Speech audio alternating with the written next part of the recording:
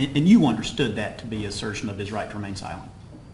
Yes. Okay. And then he said, I mean, if I'm going to be charged, I would like to have some kind of representation. That's what he said? That is what he said. And you understood that to mean that he said he would rather have a lawyer before he talked anymore? Correct. Okay. That's all I've got. Thank you. Do you have questions? No, Your Honor. Yes, I'm there. Thank you.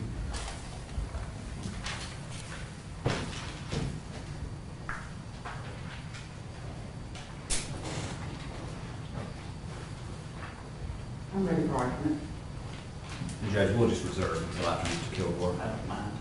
No, go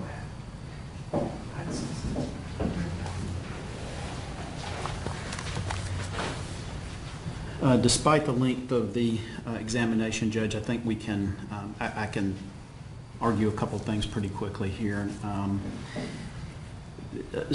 The discussions that we're concerned with obviously are those at the scene and those at the headquarters that we talked about. As far as what happened at the scene involving now Detective Piper, our position is that he was in custody at the time that he was in the police car. And here's what I would ask the court to consider. He has been physically seized. His body, his person has been seized. She indicated that she handcuffed him. She indicated that she had to have hands on him to physically move him to the car. She agreed that it was not a consensual encounter. He was placed in the back of a patrol car, continued to be handcuffed. She seized his personal property. And based on those facts, well, there's one other fact to consider. Some of the questioning that we talked about, Judge, she indicated that she asked Mr. Harris some questions for medical purposes.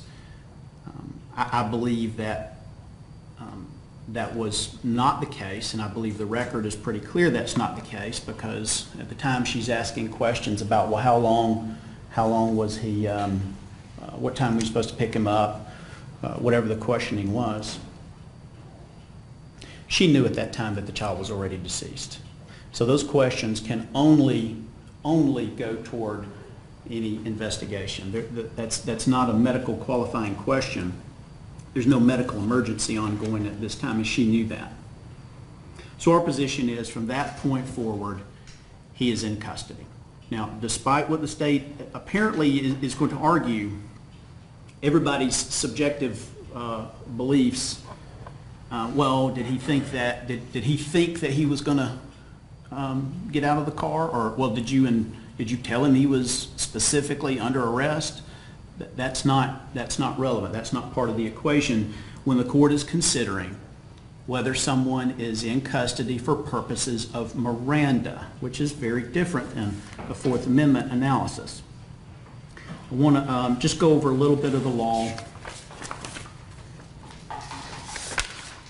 to assist the court. First of all, I'll talk about some federal cases. Miranda warnings are due only when a suspect is interrogated by police, is in custody. Thompson versus, I never get this right, it's Keohane, Keohane, 516 U.S. 99. That's a 1995 decision of the U.S. Supreme Court.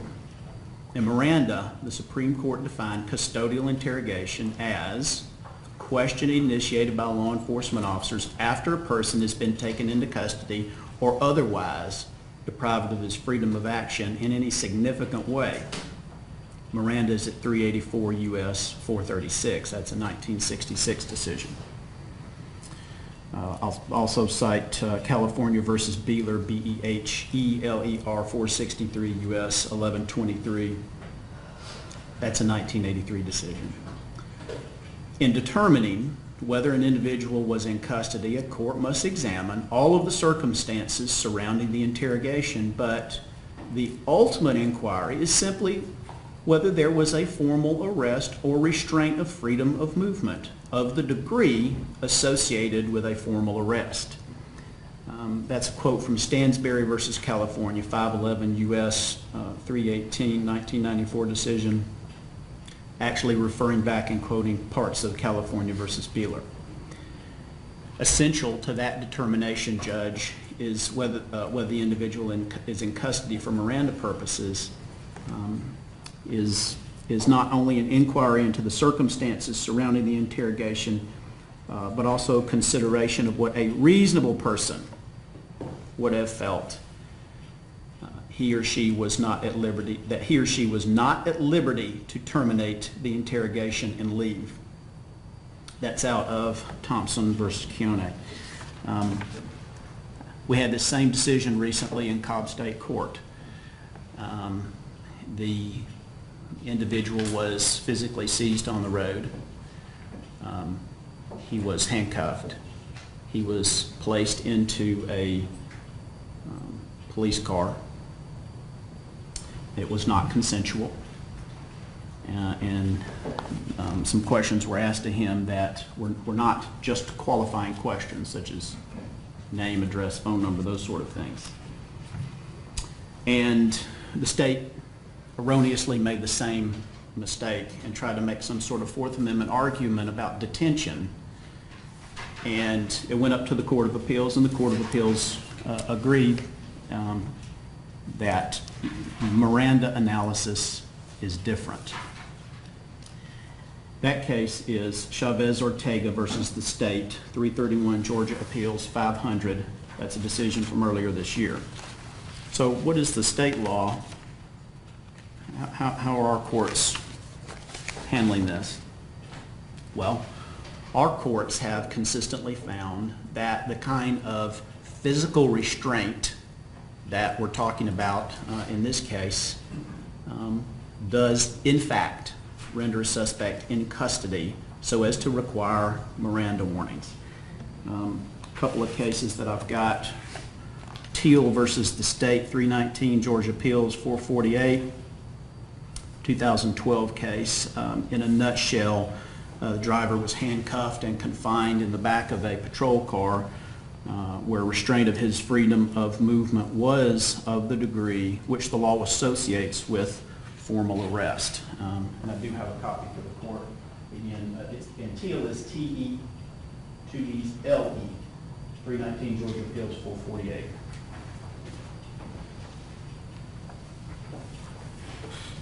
Additionally, State versus Winkter, W-I-N-K-T-E-R, 223 Georgia Appeals 65. That's a 1996 decision. In a nutshell, although the defendant in this case was told that she was not under arrest, she was nonetheless in custody because she was handcuffed, involuntarily confined in the back of a police car, and questioned about matters aimed at establishing her guilt. I do have a copy of Winkter 223 Georgia Appeal 65, 1996 decision. I got it. Okay. And giving that to the court, this case was written by then Chief Judge Beasley, and it's very instructive on explaining the difference between the Fourth Amendment type analysis and a Miranda analysis, which is what we've got here.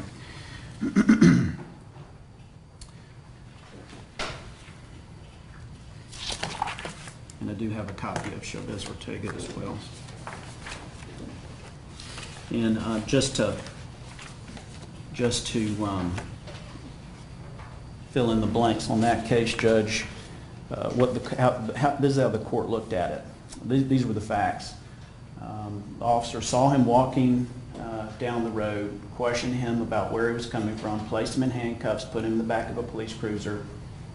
He was not free to leave when he was in the police cruiser. Also, although the officer informed him that he was not arrested yet, we fail to see how a reasonable person in Chavez-Ortega's position would not have considered himself to be under arrest, given that he was handcuffed, placed in the back of a patrol car, and informed that officers were searching his vehicle. That's, again, 331 Georgia Appeals at 500 from that decision from this year.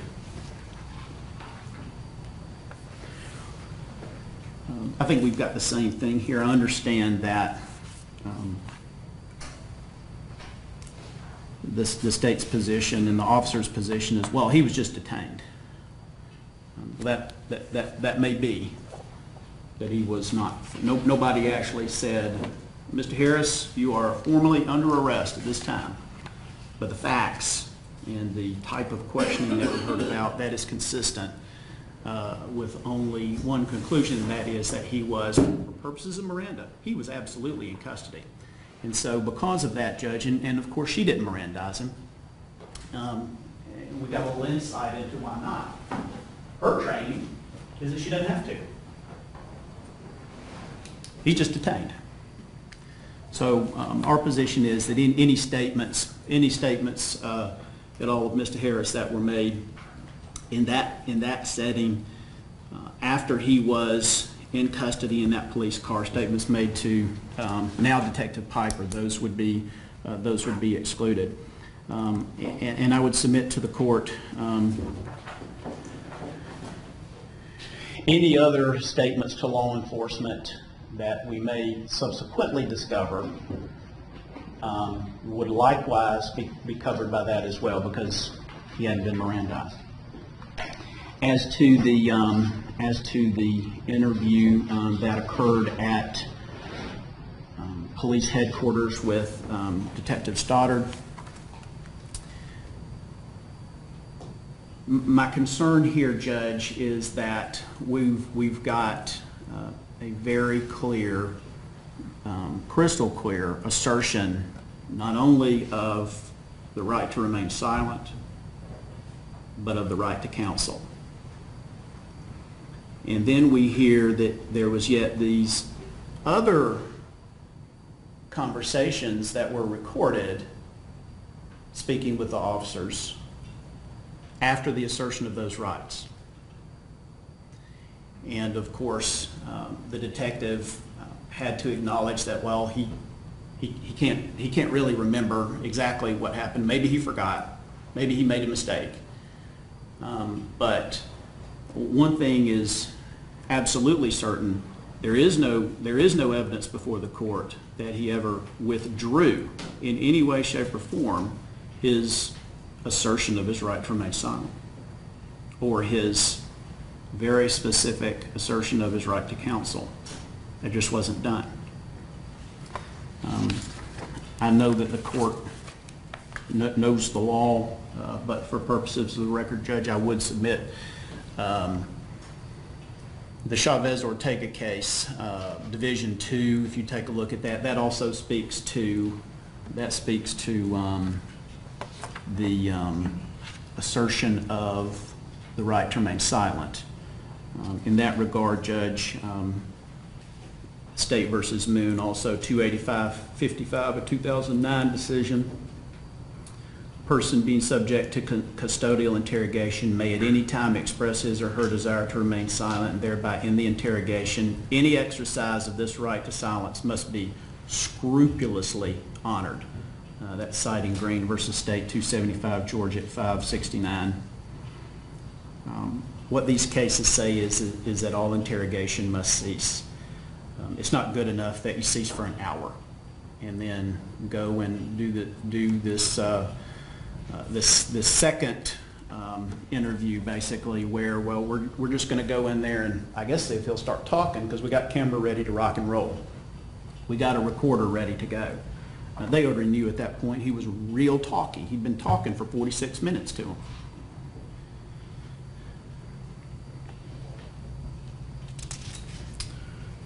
I would also direct the court to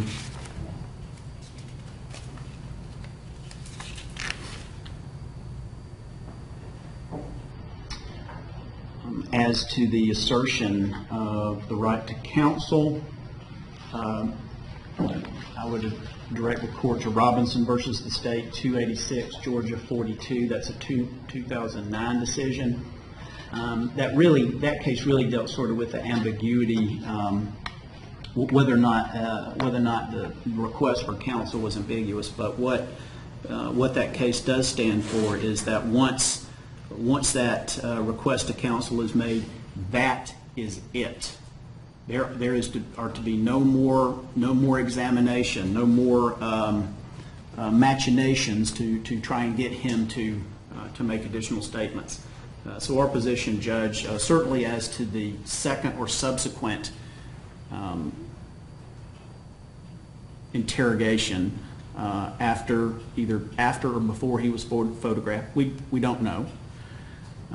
Our position is that also should be excluded because he had already asserted his rights, Judge. I absolutely can brief this as well if the court wants. I'm sorry I didn't bring all these cases, but I can provide them to you if you need, Judge.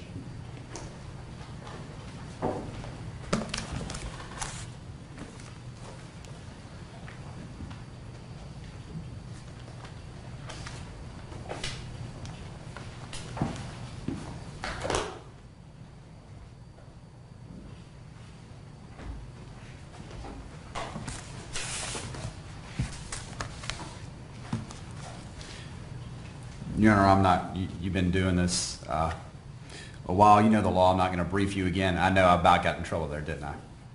Okay. Strike that. Okay. Yes, Your Honor. In any event, you know the law very well about Miranda and the generalities of that. What we have here is an issue of an on-scene investigation and an issue of whether there is A, custody for the purposes of Miranda, and B, interrogation. Your Honor, I've handed you a stack of cases starting with the issue the case is due regarding custody. First of all, the standard and what we have to look at in this case is Miranda regarding an on-scene investigation. In State v. Hammond, which is 313 Georgia Appeals 882, that's a 2012 case, that court held that where a, quote, suspect is detained, Miranda is not always triggered. The safeguards prescribed in Miranda become applicable only after a detainee's freedom of action is curtailed to a degree associated with formal arrest. So looking at it and addressing it, is this custody for the purposes of an on-scene investigation and Miranda? In Hammond, what we had here was an officer, it was a traffic stop. The officer detained a person via a traffic stop. The court held that this did not trigger Miranda unless the questioning is aimed at obtaining information to establish the suspect's guilt. They established the standard for what custody is in this regard. It's whether a reasonable person in detainee's position would have thought the detention would not be temporary. Would not be temporary. A reasonable person. We know for a fact, subjectively, the defendant didn't think this was going to be temporary from all of the testimony that has been unrebutted by the defense in this case. They went on to describe in this decision what a reasonable person is. It is one who is neither, a mind of a person who is neither guilty and thus overly apprehensive nor insensitive to the seriousness of the circumstances. In Hammond, you had a defendant riding a bike the wrong way down the road without a headlight on as he was supposed to. He got stopped, he was asked if he had drug paraphernalia, and then he was asked if he had drugs. The court had found initially that he had been detained. The trial court actually was reversed. They improperly ruled that he was in custody for Miranda at this point when he made statements. The court held that officers may conduct a general on-scene investigation which may require the persons to be temporarily detained without such being a custodial interrogation. And it held that it's not reasonable for a person to be in custody in that no person, the person was not, one of the factors was that he was not told he was going to be arrested, and he believed that he was not currently in custody. In that case, they pointed out that the officer made no statement or otherwise acted in such a way that would cause a person to believe that they were under arrest and not simply temporarily detained for further investigation. Here in this case, in the defendant's case, this was obviously a general on-scene investigation. As we heard, and the reason I asked all those questions of Officer Piper, this is a dead child laying on the ground. There are officers, witnesses, people all around. These questions and answers, actually most of them aren't even questions, Judge, and we'll get to that in a second. These statements by the defendant are made within minutes. Minutes, not only of his child being placed on the ground there, but minutes of law enforcement even encountering him. This is a general on-scene investigation. Defendant was told twice at least that he was just being detained. And keep in mind, Mr. Harris does have a law enforcement background. No one here even knew if a crime had been committed when they first came upon the scene. The defendant, further evincing whether a reasonable person would think they were in custody, he asked several times to take the handcuffs off, thinking that that was an option. That does not evince a reasonable person thinking that this is going to be a long-term custodial situation. And it was mere minutes from the time the defendant was handcuffed and to the point where he stopped talking, and we even get into these questions. Tolliver versus the state. This is 273 Georgia 785. This is a Georgia Supreme Court case from 2001. This was a road rage case which involved a defendant who actually shot at the victim. They continued their chase in this case. Both parties pulled over, cooled down. The defendant gave the victim his handgun. The police arrived on the scene, got the story from the victim initially, stating that this had been a road rage incident and this defendant that's over here had actually shot at me. The Supreme Court took cert in that case to determine if Miranda rights attached during the course of a crime scene investigation, and they held that it was not required if the defendant was not restrained as to equate formal arrest. In this case, they held the standard, the Supreme Court did, that law enforcement officers coming upon the scene of suspected criminal activity will conduct general on-scene investigation and may detain temporarily anyone at the scene. Such detentions do not trigger Miranda. They held that the defendant had the right, the officers had the right to secure the scene given the admitted gunplay. Here we actually have not just gunplay or anything like that, assaults. We have a deceased child.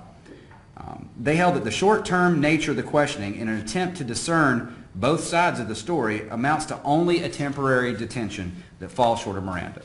Very similar to this case. State versus Price, which is 322 Georgia Appeals 778. That is 2013 case, a trafficking and cocaine case where the defendant was a passenger in a car and was claimed he was in custody for the purposes of Miranda. In that case, the officers removed the defendant from a car, he's a passenger, placed him in handcuffs. The court held that did not rise or was not elevated to arrest just because he was in handcuffs. That person was told he was being detained, not arrested.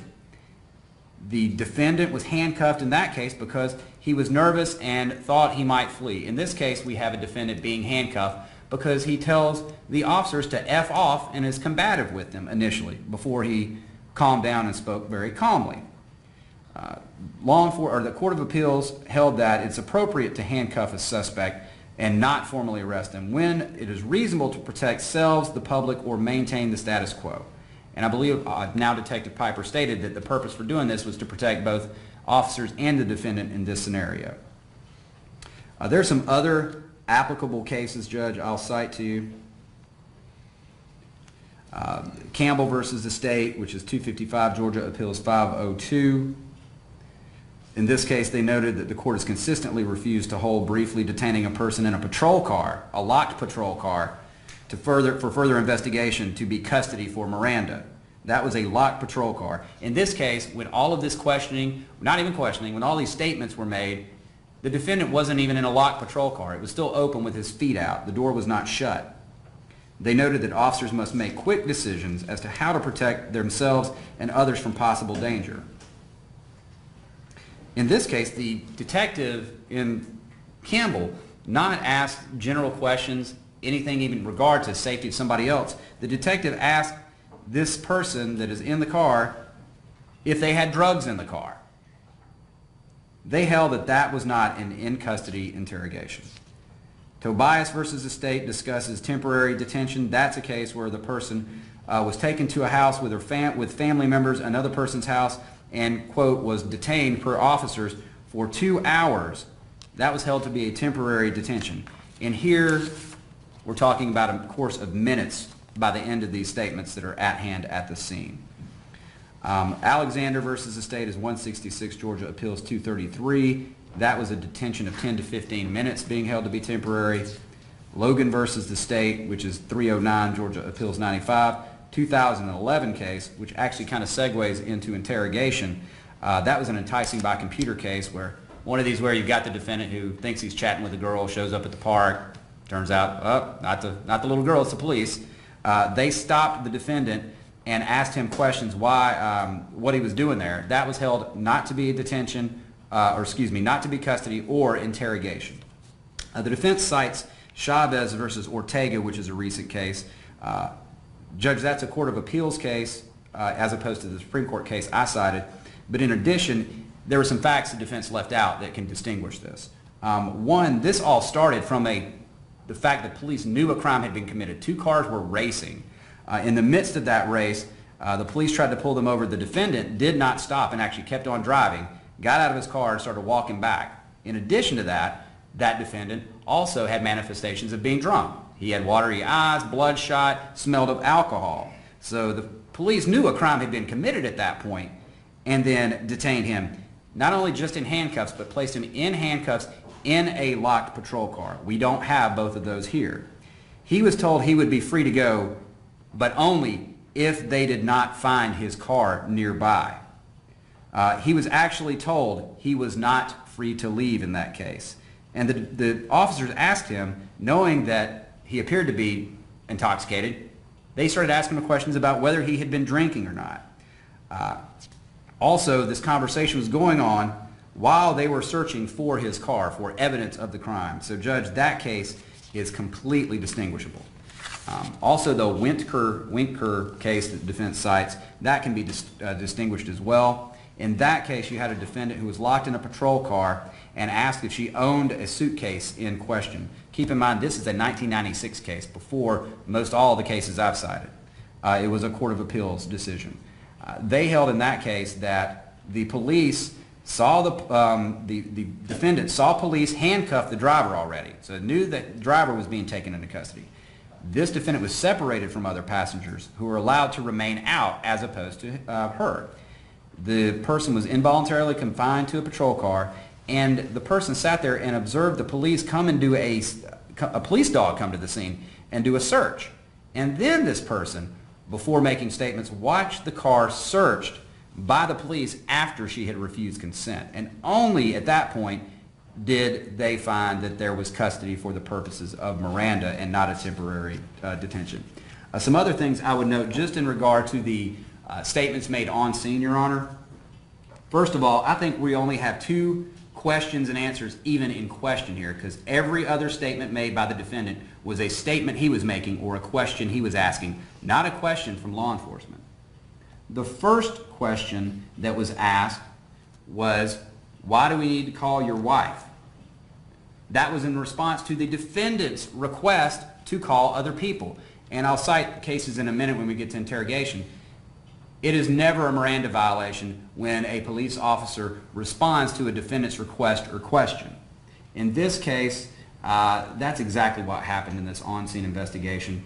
He was requesting things and asking things, and she asked why, based upon the fact that she thought he was actually talking with his wife on the phone. So, first of all, that's not even involving, it's not even a custodial interrogation. So, first of all, there's no custody. Second, it was in response to the defendant's question. The only other question at issue asked by law enforcement was Officer Piper asking, what time were you supposed to drop him off? What time were you supposed to drop him off? And Officer Piper told you that she did that, she put that in a report as for medical reasons, and then she described to you, yes, the child was obviously, to everyone, objectively deceased, but she told you how law enforcement in these cases, it's almost like hopeless hope. Objectively, you know that child is not going to recover. But you're going to think anything possible to do to try to save that child's life. In this case, she still asked that question. And that's confirmed because EMT actually came back, even though the child was obviously deceased, well after that, and asked the same questions. Your Honor, in addition, and this kind of segues us into the interrogation aspect, there was no design to elicit any comments from the defendant that would be incriminating. Heck, she said nobody had any idea that a crime had even been committed at that point. All they knew is they get this crazy scene, a child that's deceased.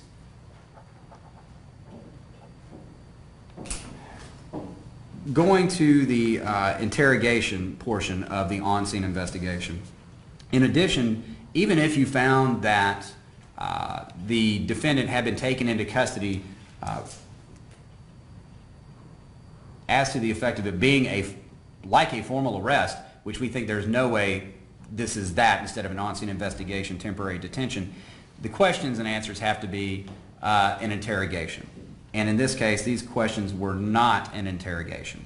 I'll cite to you Aldridge versus the State, which is a Supreme Court case, 247-142, that's 1980.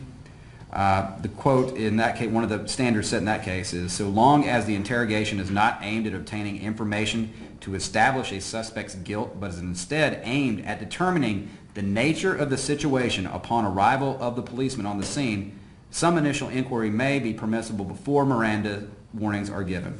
In that case, you actually had the defendant had shot another woman with a rifle. The witness outside, as the officers approached, told the officers that the defendant was the person who had done this. Had actually shot this female. The officers went in, took the rifle out, came back in, and proceeded to ask the defendant what happened, not just what time were you supposed to drop them off at daycare, drop the child off, things of that nature. Asked the defendant what happened about this shooting. Discussing the above standard, they noted that officers had already encountered a dead person and a gun, and they held that that question was merely to ascertain the nature of the situation confronting him. That's exactly what Officer Piper did in this case. Byram versus the State, which also will go toward the statement that the defendant made to Detective Stoddard upon being told of what he was going to be charged with. 282 Georgia 608, it's a 2007 case. The Supreme Court held that an accused response to officer's answer to a question posed by the accused is not the product of a custodial interrogation. There is no design to interrogate. Most of the statements that the defendant made in this case at the scene were statements that he was volunteering or in response to what the detective or officer was telling him. They were in no way in response to an interrogation.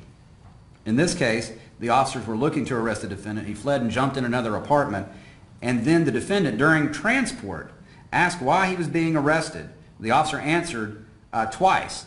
The second time, he answered when being transported and being asked by the defendant why he was being arrested. The officer told him, "You're probably going to be charged with murder." The defendant then made an inculpatory statement after being told that by the officer. That was held to be completely admissible and not the subject of an interrogation. And that holds true both for the on-scene investigation and the statements made by the defendant after being informed of what he was being charged with by Detective Stoddard. Regarding on-scene investigations and interrogation, Neal versus the State, this 152 Georgia Appeals 395, it's a 1979 case. In that case, you had officers reporting to an apartment where a woman had been heard yelling rape. Neither of the officers really understood what had happened, but they saw everything in disarray. They heard somebody had claimed they were raped. The defendant had been detained in the apartment, and knowing all that, the officers asked the defendant what happened and if he knew why the police were there. Even in that case, the court held threshold inquiries by an officer on the scene that are directed at determining what has happened are general on-scene investigations that do not require Miranda. Questions directed at establishing the nature of the situation is not a custodial interrogation. And I've included a couple of other cases, Your Honor. I'll give you the cites. Toth versus State, 213 Georgia Appeals 247. Walton versus the State, which is 267 Georgia 713. And I will note that Walton is significant and applicable in the statement the defendant gave to Detective Stoddard after being informed of what he was being arrested with. In this case, in Walton, the detectives had gone up, picked up the defendant who had been arrested in Michigan, drove back to Georgia. He'd actually been Mirandized, had refused to give a statement in that case. They're on the drive down, they're coming back to Georgia, and during the course of the drive, the officers had asked him a question which was excluded because they weren't allowed to interrogate him. But later in the drive, the defendant asked if any other person had given a statement. Officers responded by telling him that there were other statements. The defendant said that those stories were basically correct. Answer to a statement made by an officer is not an interrogation. Okay, Your Honor, we haven't, and I don't think the defense is really contending the statement made to EMT Peyton Barwick today, so I don't believe I need to address that because they're not arguing to suppress that. Regarding the statements made to Detective Stoddard, I believe, as far as the statement that the defendant made before he invoked his rights, I believe there is no question. That was a free and voluntary statement. There's no question he understood his rights. There's no question he voluntarily waived them. So that statement should be absolutely admissible. And, Your Honor, I think it's clear that the statement the defendant made in response, and we don't have any evidence to rebut Detective Stoddard either from the defense. What we have is his testimony that he comes in, he tells the defendant what he's being charged with, which is inherent in arresting somebody formally, telling them what they're charged with, and that the defendant makes this statement, well, I didn't have any malicious intent. And then he goes on to argue about the charges while Detective Stoddard is just telling him what he is charged with and why he is being charged with it. So, Judge, that is not subject to an interrogation. That is a statement made in response to being told what he's being charged with. And the courts have been clear for years that that is admissible and is not within the purview of Miranda. I know that the defense said that they came in there and they planned to record this and they're going to trick Mr. Harris and all of that. Well, that's nonsense. All they had to do was go hit a button and to record that instead of trying to get, for lack of a better term, some not the best recording on a camera, because they didn't expect it. That's evidence that they had no idea he was going to come out and say these things, because then they had to turn on a recording device on a camera to take it down, evincing they had no scheme to try to trick him into saying anything. So, Your Honor, I would ask you to admit all of these statements for the reasons I've argued.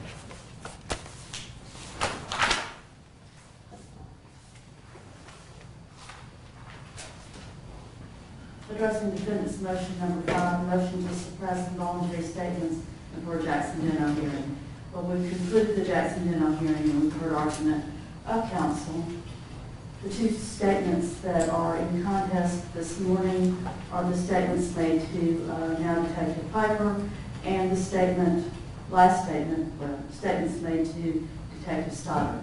I'll address them separately and in that order.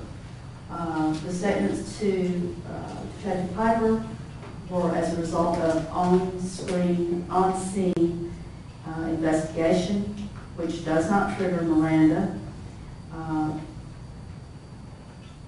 Granted, she knew that the child was deceased at the scene, but she had no information at the time when addressing the defendant, Mr. Harris.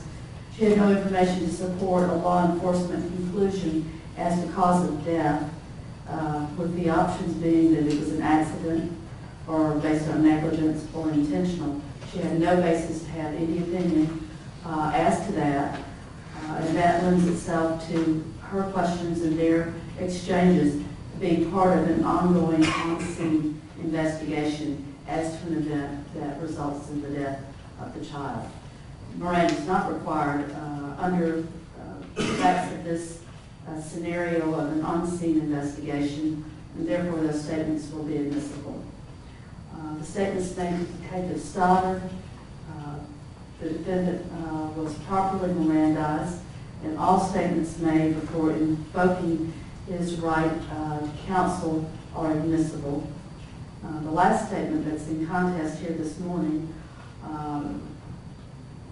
occurred after Detective Stoddard informed Defendant Harris that he was being charged with cruelty to children and felony murder. That's a statement to the defendant. That's not a question or an interrogation. And the statement triggered an unanticipated response by Mr. Harris to Detective Stoddard. So that is also outside of Miranda and will be admissible in the trial of the case. I need the state to prepare and submit an order consistent with the ruling of the court. Thank you, Your Honor. All right. I believe it's time to take a recess. So let's break until 1:30.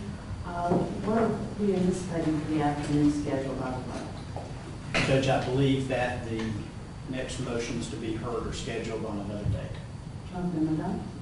That's correct. Since we resolved motion number 6, that was supposed to be the afternoon, so I believe since we agreed to it, we don't have to handle that this afternoon. I told you this morning you were going to be happy with me. That's what I was talking about. I just didn't believe it.